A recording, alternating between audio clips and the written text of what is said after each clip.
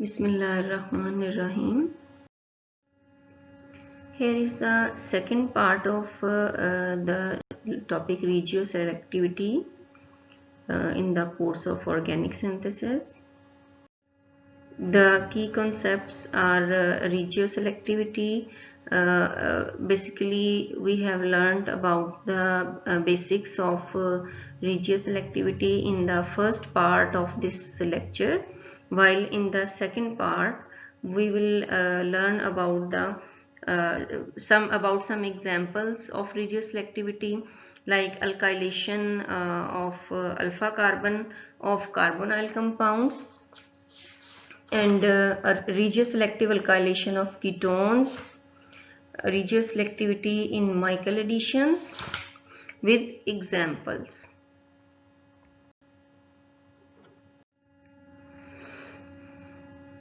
As we have discussed in chemoselectivity lecture also, and in the first part of this lecture also, that regioselectivity is how to react one specific part of a single functional group and not the other. Now, in chemoselectivity, if there are two functional groups in a molecule, the attack of the reagent on a single functional group is chemoselectivity. While in regioselectivity, if there is only one,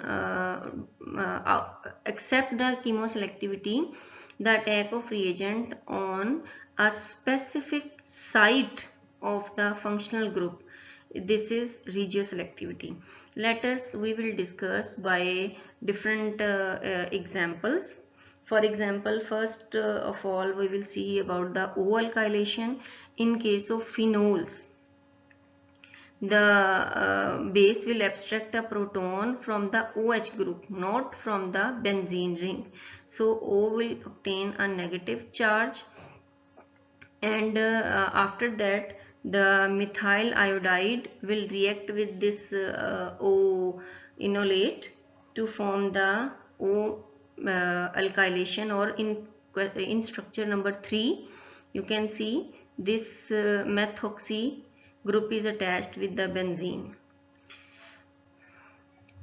While in case of C alkylation, there is a carbonyl group, along which on one side there is CH3 group and on the other side there is CH2 and an ester group.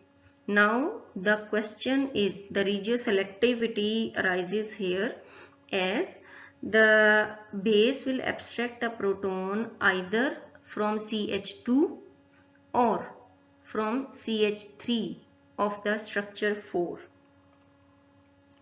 So this will be clear that the substitution increases the enolate stability, as the CH2 has the substituted ester group. So this carbon will be more acidic and more active methylene carbon. So the base will abstract a proton. When a base will abstract a proton, there will be a negative charge on this carbon, and positive charge on this carbon, and the oxygen atom of carbonyl group will donate its electrons, and there will create a double bond. So after double bond creation, this oxygen has the negative charge. Now the question is here that the methylation or the alkylation will occur either or O negative part of the molecule, or the carbon double bond carbon, the carbon which is nearest to the ester group. Here the regioselectivity arises and the methyl iodide will donate the methyl group at the carbon double bond carbon of the this intermediate, and not on the O group of O negative charge, as we have seen in O alkylation of phenols. So the regioselectivity can be changed, but the natural results are the most helpful.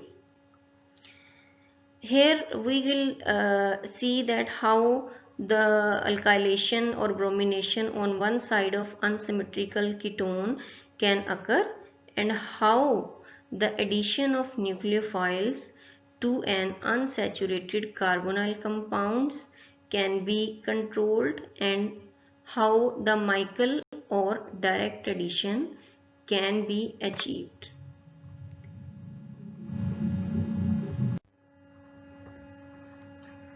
Carbon nucleophiles in conjugate addition.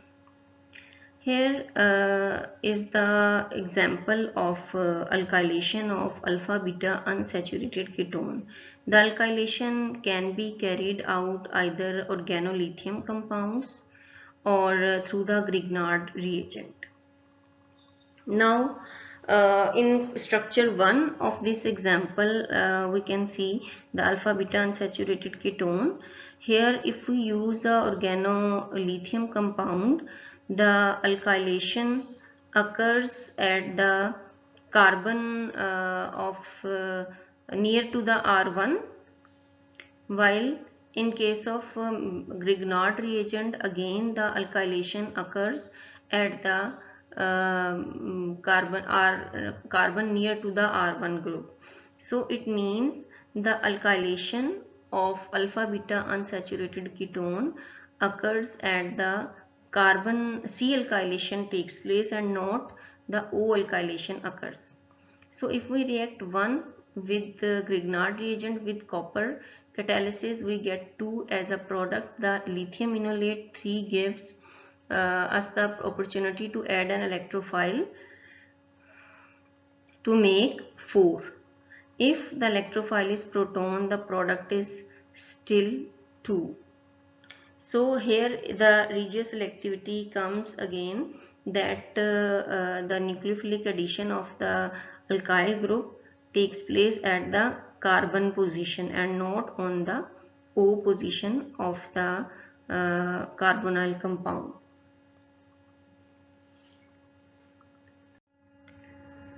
Regioselective alkylation of ketones.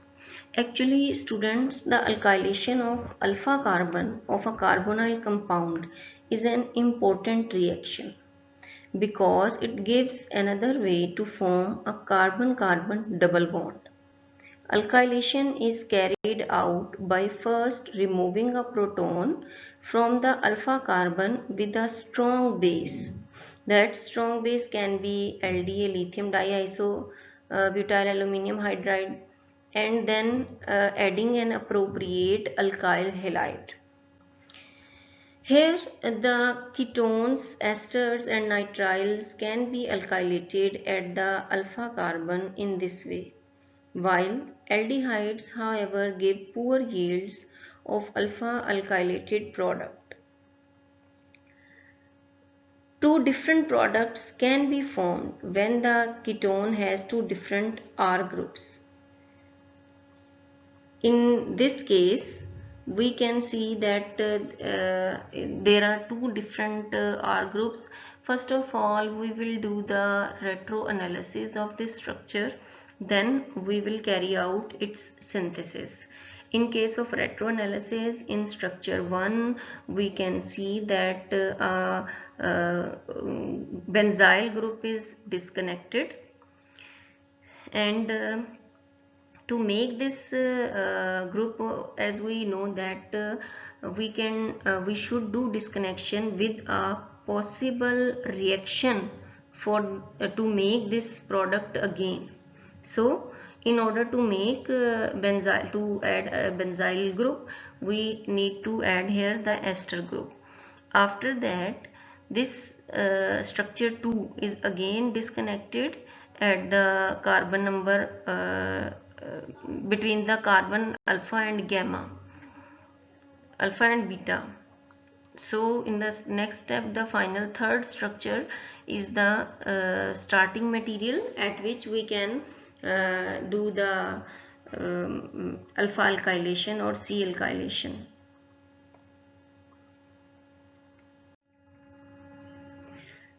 Here is the synthesis of that previous compound. for the alkylation, for C alkylation, as we need an activating group. So for alkylation to be successful, an activating group, usually an ester must be present on the alpha carbon atom. Here you can see two different carbon atoms are present in vicinity of the carbonyl group. On one side there is CH3 and on the other side there is CH2 group. So as we have an ester group on the along with the CH2 group, so the CH2 group will be more acidic carbon and it will donate a proton. The base will abstract a proton from the CH2 carbon, while the propyl bromide will be attached on the ester side of the this ketone molecule, while it giving it the structure number 2. Now the question is that how the benzyl group will be attached. This benzyl group will again, this reaction will occur. A base will abstract a proton from the ethoxide from the ester carbon, which is attached to the ester group. Here the benzoyl group is attached, and in the final step the hydrolysis of this ester will give us the final product. Students, here the question of regioselectivity is that the base abstracts the proton from the CH2 group of structure number 3 and not from the CH3 side, because I have also, already told you substitution increases the enolate stability. जैसे ही इस तरफ substitution होगी, एक ester group attach होगा, it will be more favorable to abstract a proton from the CH2 group and not from the CH3 group. So this is the selective alkylation of structure compound number 3 of this lecture. Here is another example of alkylation of the alpha carbon of carbonyl compounds. In this structure 2-methyl cyclohexanone, two different products can be formed when the ketone has two different R groups, because both alpha carbons can be alkylated, as in 2-methyl cyclohexanone with one equivalent of methyl iodide. अगर हम इसकी methylation करते हैं, then it forms both 2,6-dimethyl cyclohexanone and 2,2-dimethyl cyclohexanone. The relative amounts of two products depend on the reaction conditions. Now let's see that the C alkylation occurs at both the alpha carbon atoms of the cyclohexanone, but which product will be more favorable thermodynamically or kinetically? Here the enolate leading to 2,6-dimethyl cyclohexanone is the kinetic enolate, because the alpha proton that is removed from the you can see from the CH2 side of the ring is removed to make this enolate is more accessible and slightly more acidic. So 2,6-dimethyl cyclohexanone is formed faster and is the major product if the reaction is carried out at -78 degrees centigrade, while the enolate leading to 2,2-dimethyl cyclohexanone is the thermodynamic enolate, because it has the more substituted double bond. In case of 2,2-dimethyl cyclohexanone, the intermediate in which the enolate ion is formed, it has a more substituted enolate, so making it more stable enolate. And substitution increases enolate stability for the same reason that substitution increases the alkene stability. Therefore, 2,2-dimethyl cyclohexanone is the major product if the reaction is carried out under conditions that cause enolate formation to be reversible. While during this reaction we have seen that both type of products are formed, but which product is more favorable or is the major product as 2,6-dimethyl cyclohexanone, because the CH2 group is more acidic and it forms more stable or more accessible enolate to attack the methyl iodide. Regioselectivity in Michael addition or the regioselectivity in nucleophilic addition to enones. Here in structure 2 we can see that there are two functional groups, carbon double bond and carbonyl group. Beta, the nucleophiles react with alpha beta unsaturated carbonyl compounds forming either direct addition products or conjugate addition products. If we use a strong base or unless they are bulky, it will add preferentially to the carbonyl carbon forming direct addition product. In this case, you can see that for 1,2 addition or in order to obtain the direct addition of a nucleophile to the carbonyl group, we need a strong base. While the weak bases and bulky strong bases add preferentially to the beta carbon forming conjugate addition product. Now the conjugate addition product is the Michael addition product, which is 1,4 addition.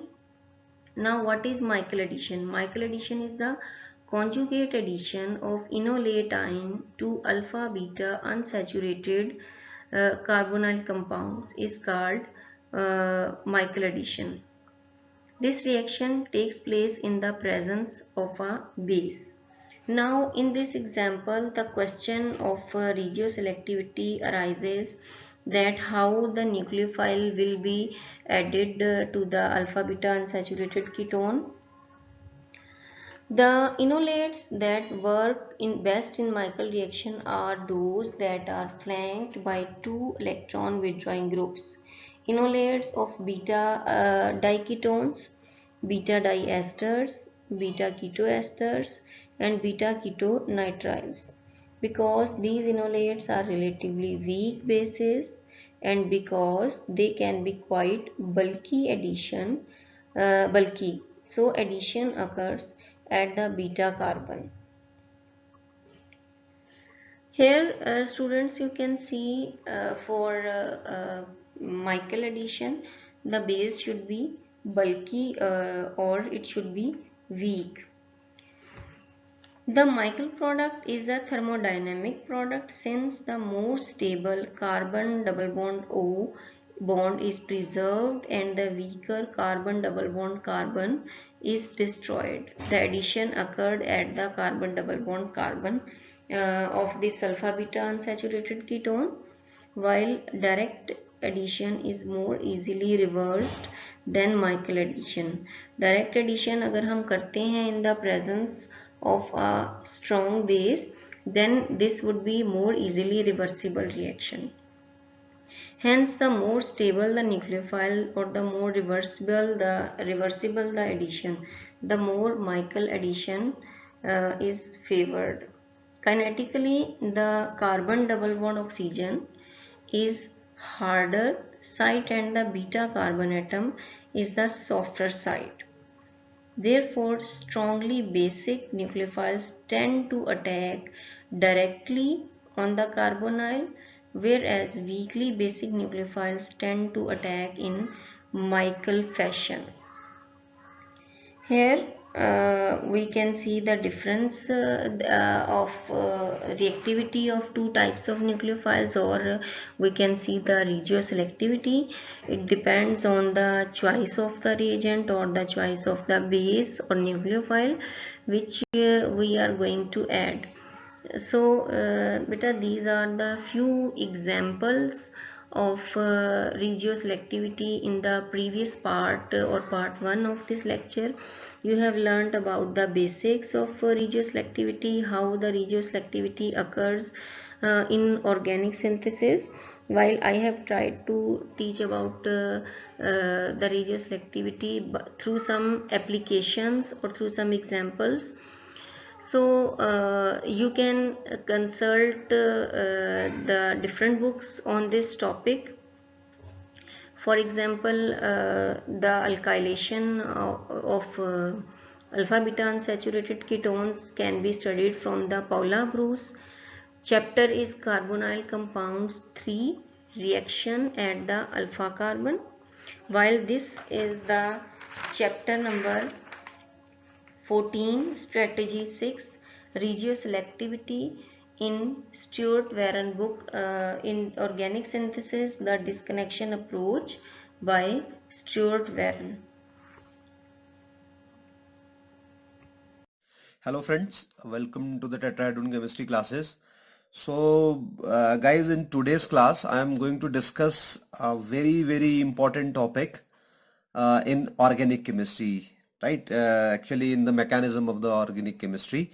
See, generally especially beginners and sometimes not beginners but who have studied sufficient amount of organic chemistry have confusions about some very important concept in the organic chemistry. So today I'm going to pick one such topic, and the name of the topic is the selectivity in the organic reactions, right?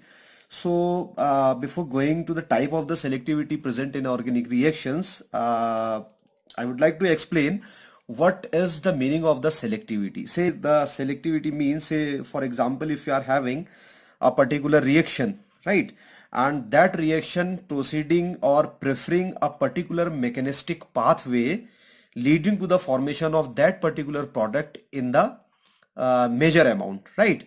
That means the reaction is selective to the particular product. That means the reactive intermediate whatever which are forming in the reaction is a particular type of this particular type, and which will lead to the formation of the particular type of the product in the major amount. So this is the meaning of actually the selectivity. When it comes to the selectivity of the organic reactions, so one have to understand these three terms, right? So your reactions can be regioselective reactions, stereoselective reactions, and chemoselective reactions. So we will discuss all these three types one by one.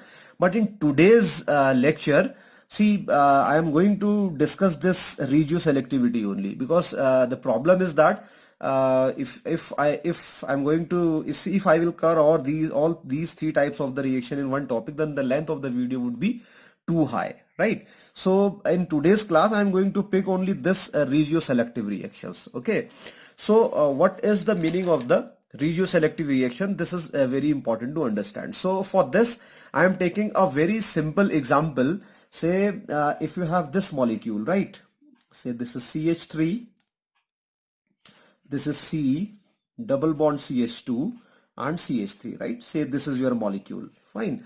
And if you see, you can number it. This is 1, this is 2, this is 3, right? So this is, you see, according to the IUPAC nomenclature.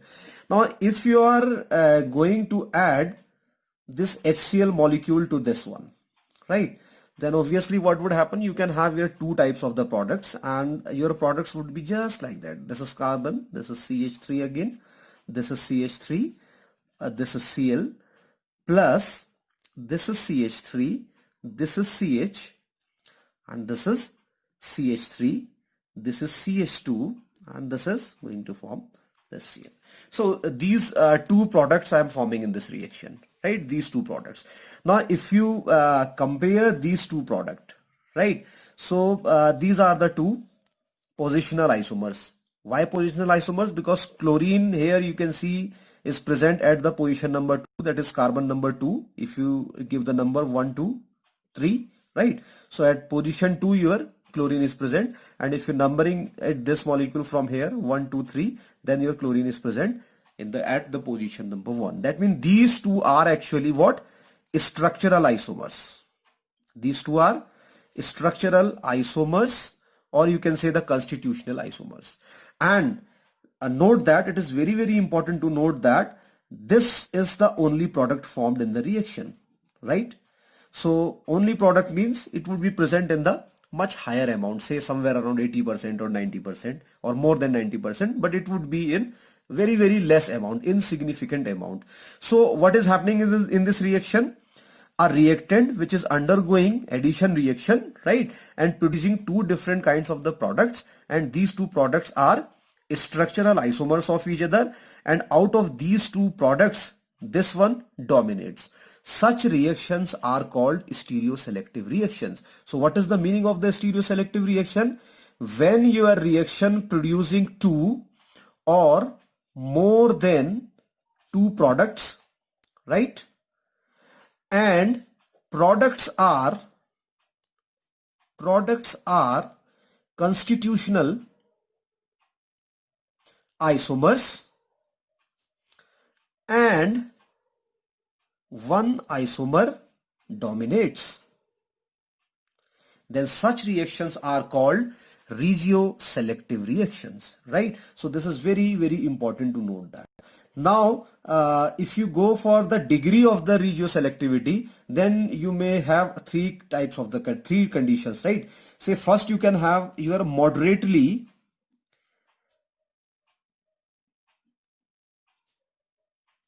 regioselective reaction, regioselective reactions, right? Moderately regioselective reaction. And second, you can have highly regioselective reaction, and thirdly you can have completely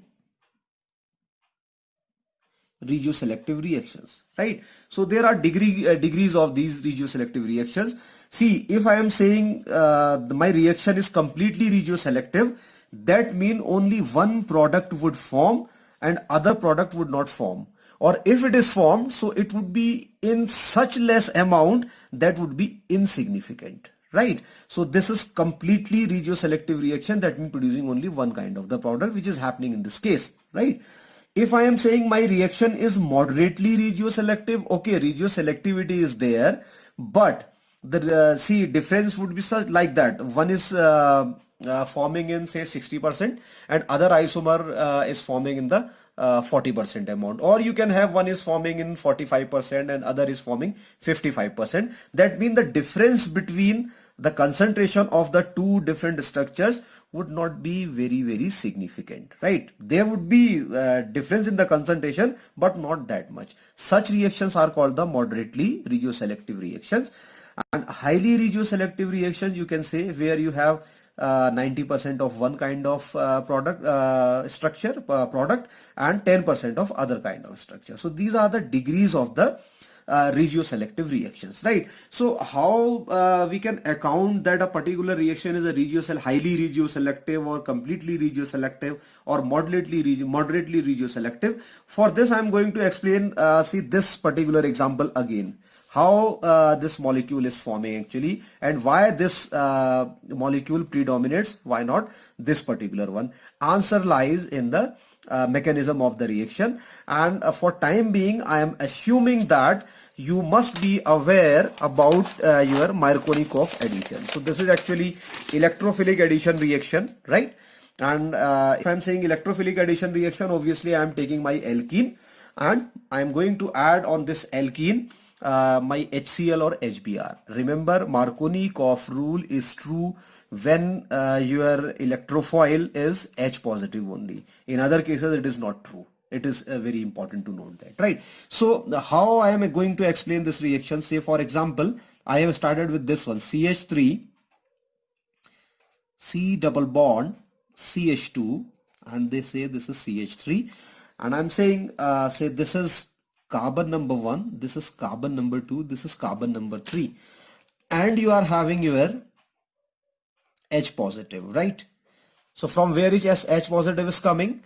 It is coming from your HCl molecule. It will ionize, and it will give you this kind of product when present in the kind of solvent in it. So this is just a sort of writing mechanism, how we can write the mechanism, right?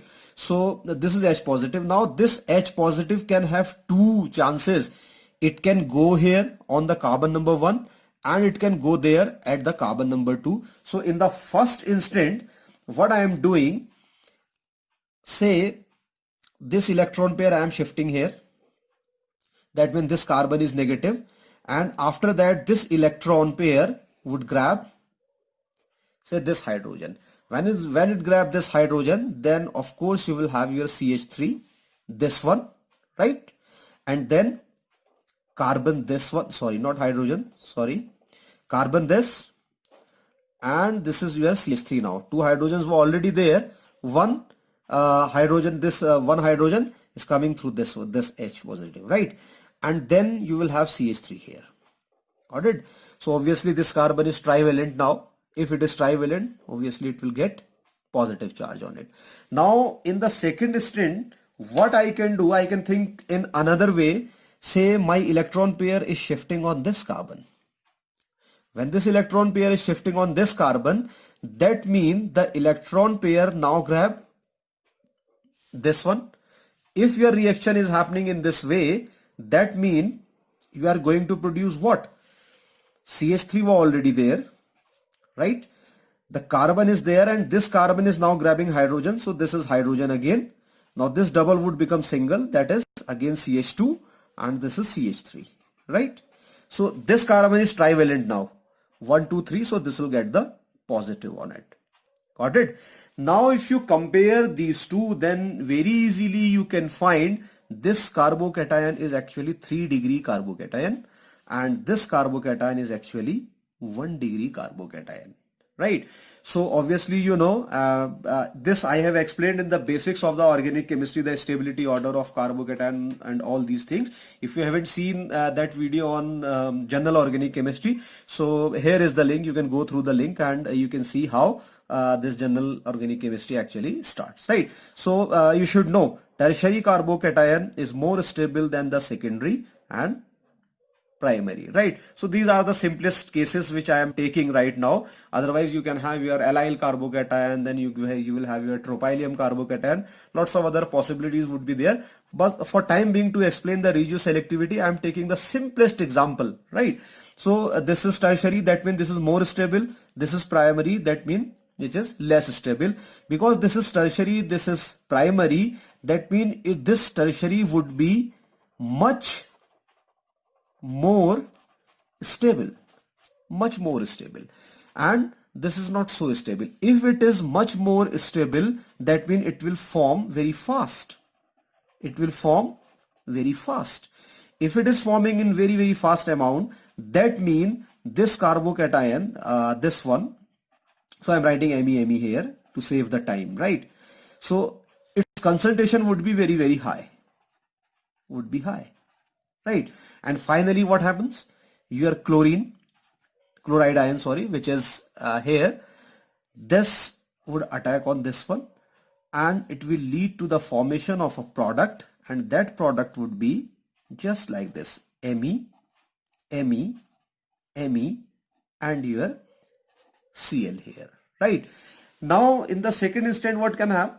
See, this molecule is forming in very less amount. Again, what can happen? If your Cl negative is there, so it can attack here.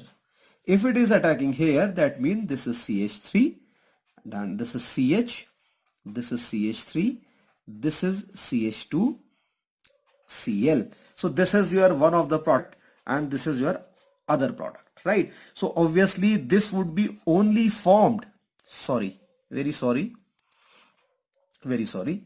So this would be only formed molecule, right? Because it is forming from this tertiary carbocation, while this one is forming from primary carbocation, right? So this reaction would be very highly regioselective. Why very highly regioselective reaction? Because the difference in the stability of the tertiary and the primary carbocation is much more. That's why this reaction is highly regioselective.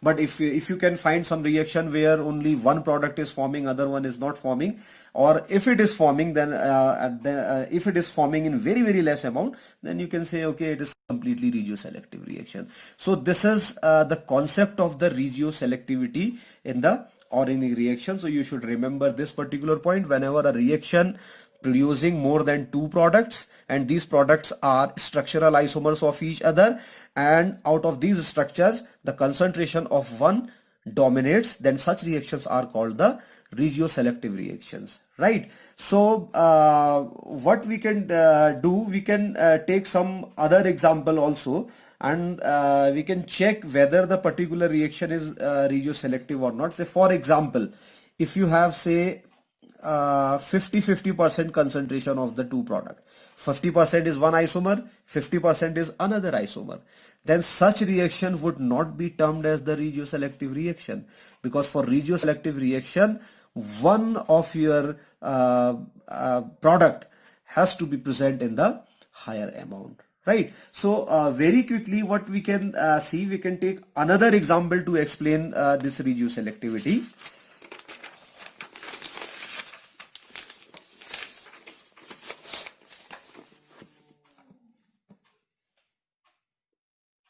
Right. Say for example, if you are having say this molecule, say this is methyl cyclohexene, right? I am writing Me here. This is methyl cyclohexene, and say you are going to react this with HBr, right? This is HBr, right? Because double bond is present in this ring, so HBr would react, right? So now again what would happen if you give number to this system? This would be 1, this would be 2, right? So this is 1, this is 2. Now your hydrogen is having, again if you put positive on this one, right, negative on this one, so this is an electrophile, electron loving species.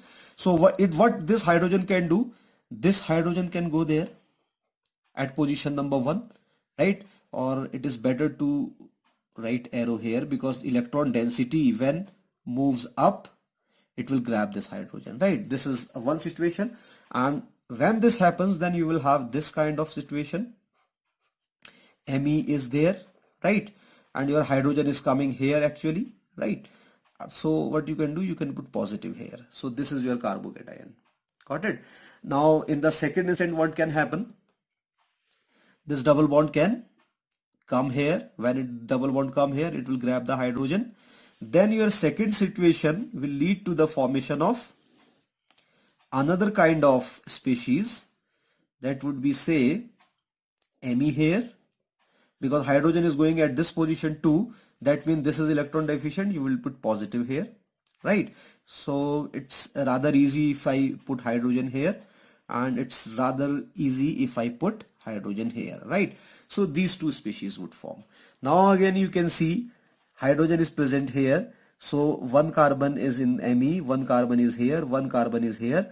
This carbocation is 3-degree carbocation, right?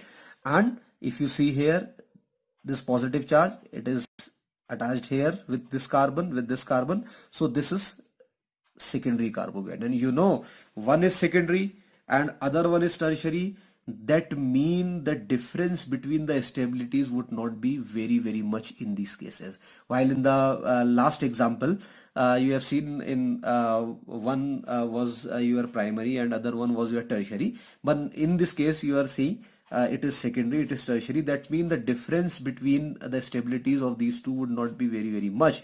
That mean if it reacts with your Br negative, right? So Br negative would go on this one, and it will produce your this molecule which is say Me, and say this is Br. So you will have this kind of product.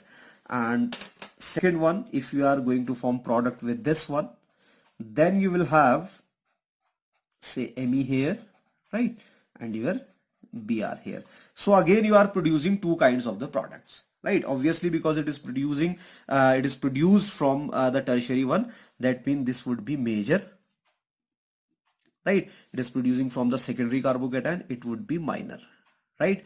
But this reaction is moderately regioselective reaction. This is the example of moderately regioselective reactions. Why moderately regioselective reaction? Because one is forming from tertiary and another one is forming from secondary carbocation, and the difference between their stability is not very much. That means this minor one would also be there in the significant amount. That means the difference between the concentration of these two would not be very high. If it is, the difference is not very high, then such reactions are called moderately regioselective reactions. While previously you have seen, right, in this case you have seen what one, you are producing this one from primary and you are producing this one from tertiary. That means the difference was too high. That means this reaction is actually, say, completely regioselective reaction, right? So this is how you can decide the selectivity in the organic reactions. Guys, in the next class I'll pick up the next reaction, that is the stereoselective reaction. For time being, it is up to you how much you practice. Yeah? If you practice hard, if you solve more and more examples, then obviously you will get expedition in understanding the mechanism of the reaction, right? For time being, I am signing out. Please, if you are watching this channel for the first time, please kindly subscribe the tetrahedron chemistry classes, and don't forget to press the bell icon, right, for the latest notification. Thank you very much. Dear students, please go through this lecture. If you find any question or problem, you can ask me in the Google Classroom. Thank you so much. Take care of yourself. Allah Hafiz.